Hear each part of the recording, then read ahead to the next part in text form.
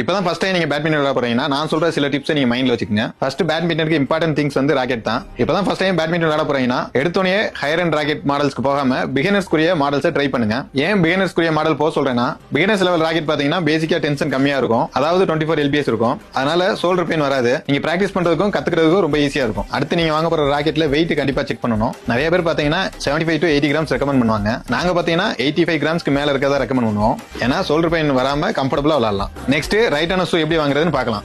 Badminton கோர்ட்ல நல்லா ஓடி ஆடி விளையாடுறதுனால உங்க ஷூ சைஸ் ரொம்ப பெர்ஃபெக்ட்டா பார்த்து வாங்குங்க. ஷூல டோல கேப் இல்லாமையும் சைட்லயும் ஃபிட்டா இருக்க மாதிரி பாத்துக்கங்க.